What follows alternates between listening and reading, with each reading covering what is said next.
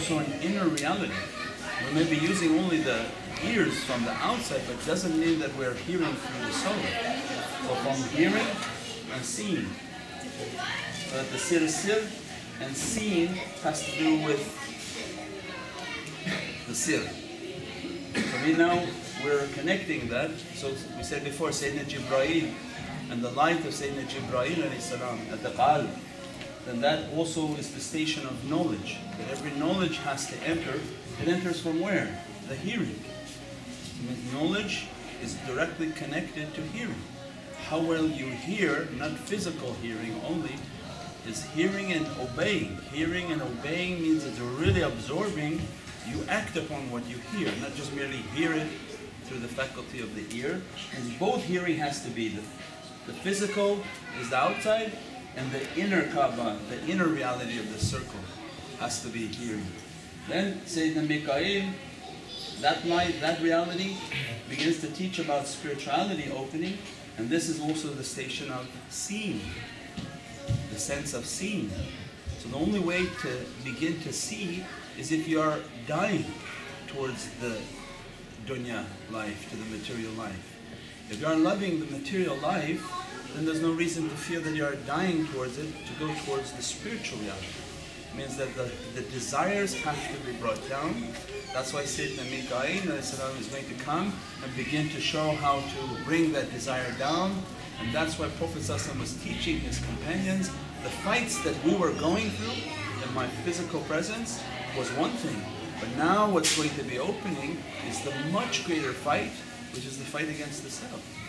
So then each of them, when you begin to study, begin to teach us. So all of them interconnected. Sayyidina Mikael is teaching that for that light, for that sustenance, for that battle to come, and I begin to send that light and that support into your soul. At the same time, this is the station of seeing. As you begin to lose the desire, more of the seeing begins to open. Then it passes through the centermost is the most powerful. The centermost is the station of death. So like the seasons, you have summer and you have fall. Is all of it again related? Fall has to pass through death. So we see this reality all around us. Summertime, everything is wonderful, everything is great, everything is blooming. Why Allah wanted us to have seasons? Because as soon as the fall comes, everything turns red. All the trees' leaves become red. It means they're entering now a station of death. Because these are all intermixing colors. It's not just one color. The yellow has infinite dimensions of color when it begins to touch the red. It begins to touch the black. It's touching the white. Inside, it's also touching the green. It means the phases of these colors of the lights of the soul begin to teach that fall passes death and becomes winter. Then as soon as winter is finished, it enters spring and everything comes back to life.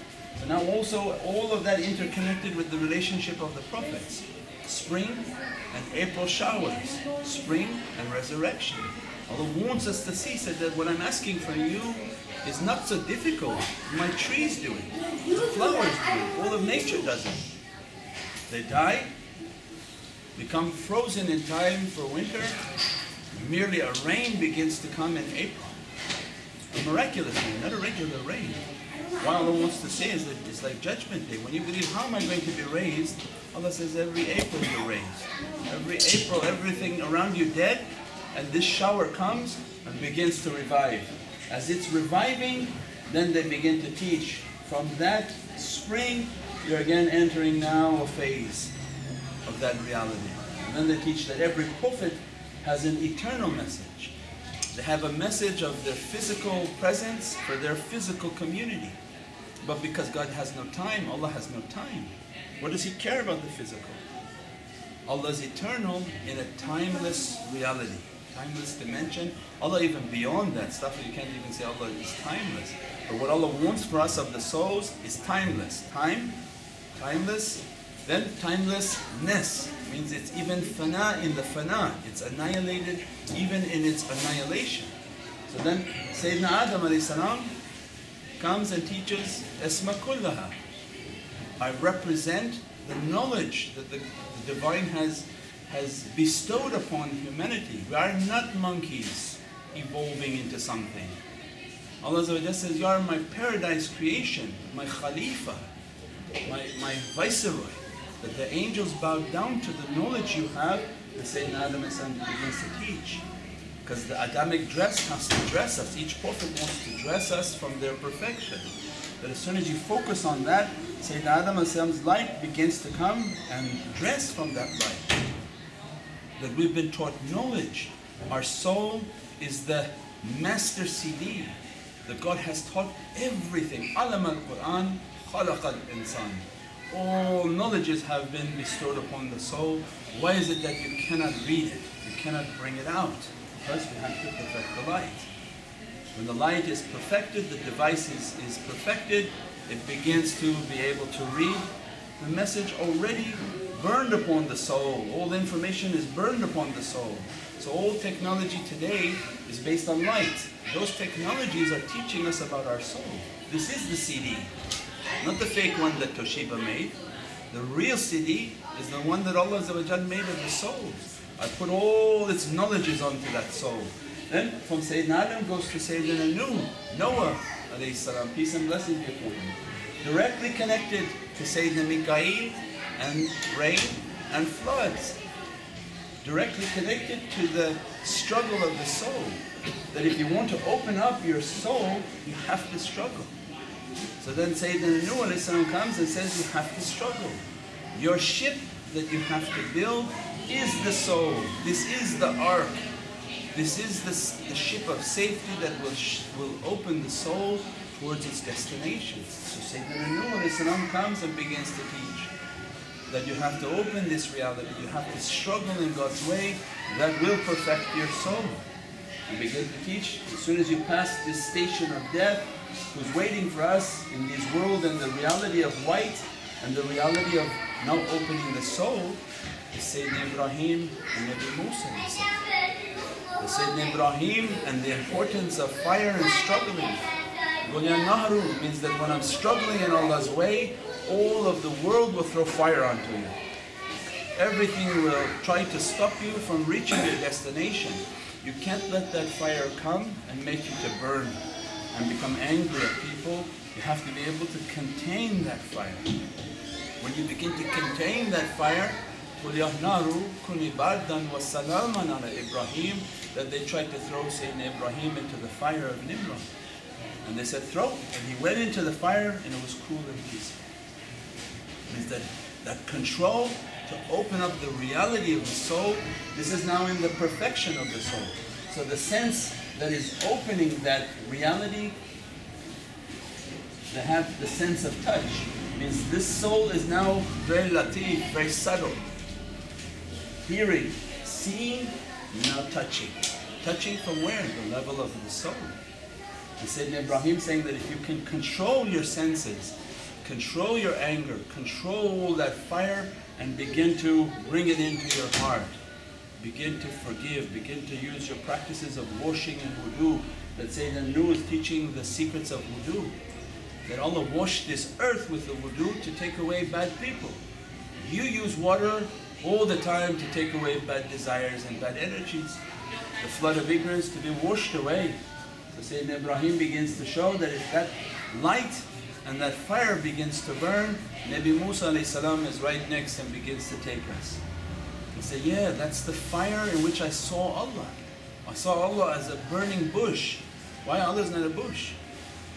But you see God in the condition that you're in. We said before, if you're angry, you see God is angry. If you're vengeful, you see God is vengeful. If you're lustful, you think God is lustful. It means every condition we are in, we see God in that condition. And they perfect us. No, you must see Him in the condition of yearning. A divine love in which you're burning to be close to the Divine Presence. That you're seeking a warmth and guidance from the Divine Presence, and Allah begin to appear as the source of warmth, as the source of guidance. That come into my love, come into my yearning, and I begin to dress you from these realities. There's an eternal dress that the Prophets are teaching. Then they take us to the resurrection. That if you are truly dying and the condition of your heart is on fire with that divine love, then they take us to Sayyidina Isa alayhi salam, means that 1 foot off the earth. Because now the station of death is there. If the station of death is there, Sayyidina Isa is the resurrected. He comes and begins to teach that now lift off. Because I have to be lifted from the ground. That's why each of the Prophets, their specialty is that although this world wants to come against you and try to crucify you, they have no permission. That's why it's unacceptable to say he was crucified. Otherwise, how you could have that much blessing and Shaitan is able to crucify him? No. Allah said, no. I made his enemy to look like him, Judas. And immediately Judas had the face of Sayyidina Isa and they grabbed him. And Allah raised him. Why? Because this is an important station. You're talking about the station of reviving, the station of resurrecting. And every season there's a resurrection. Allah said, you will be resurrected. If your body is entering that state of death and you have that yearning within your heart, we merely begin to teach your soul how to go back to its origin and lift it to its origin. That's why when they changed the face of Judas to Sayyidina Isa salam, the companions didn't recognize him. So when they came, Sayyidina Isa said, you're going to deny me 3 times. Not that they denied Sayyidina Isa. How could 12 companions, how could 11 companions not know who their master is? But what they wanted us to think is when they brought Judas and they said, do you know who he is? They said, no, we don't know who he is. But he's not their master. It's Judas that they're looking at. So of course they're going to deny him. They didn't deny Sayyidina Isa. It's from Mawlana Shaykh's secret. That this station is a very important station to be resurrected into the presence of the heavenly kingdom, whose authority Sayyidina Muhammad.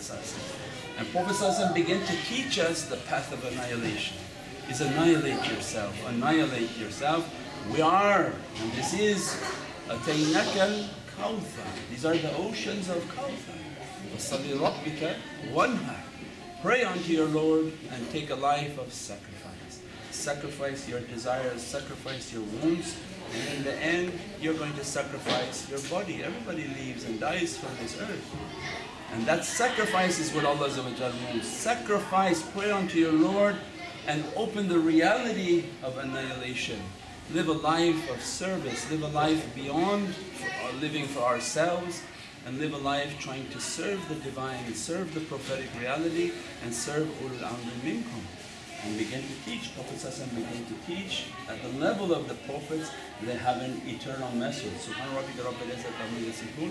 Wassalamu ala al-mursalin. Alhamdulillahi rabbil alamin. Wa hurmati Muhammadan Mustafa bi Surah al-Fatiha.